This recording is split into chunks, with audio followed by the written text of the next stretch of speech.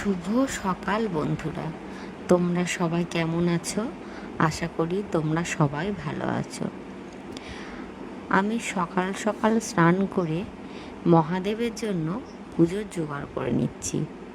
এই দেখো, সকাল সকাল স্নান সেরে আমি মহাদেবের জন্য ফুল তুলে নিয়েছি আর মহাদেবের প্রিয় বেলপাতা নিয়ে নিয়েছি। তো মহাদেবকে আর যাই হোক, বেলপাতাটা দিলেই মহাদেব সন্তুষ্ট, কি তাই না? আর তার সাথে নিয়ে নিয়েছি 5টা ফল: আপেল, কলা, পেয়ারা, লেবু আর শসা।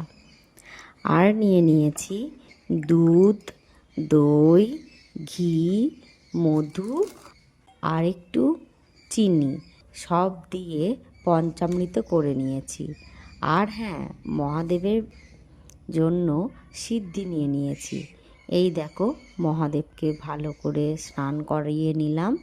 তারপরে দুধের সঙ্গে ঘি, মধু, দই আর কয়েক দানা চিনি সব দিয়ে পঞ্চামৃত করে এই দেখো মহাদেবের মাথায় ঢালছি। চলো সবাই বলো, হর হর মহাদেব, হর হর মহাদেব, হর হর মহাদেব। ওম নমঃ শিবায়, ওম নমঃ শিবায়, ওম নমঃ শিবায়। সকলের মনস্কামনা মহাদেব পূর্ণ করবে। তো এই দেখো, মহাদেবকে স্নান করানো হয়ে গেছে আর মহাদেবের জন্য আমি ফল কেটে নিয়েছি। আর আমাদের বাড়িতে হয়েছিল একটা ড্রাগন ফল, সেটাও কেটে নিয়েছি। এই দেখো, তারপর মহাদেবকে ফুল, বেলপাতা সব কিছু দিয়ে মহাদেবকে পুজো দিয়ে দিচ্ছি। এই দেখো।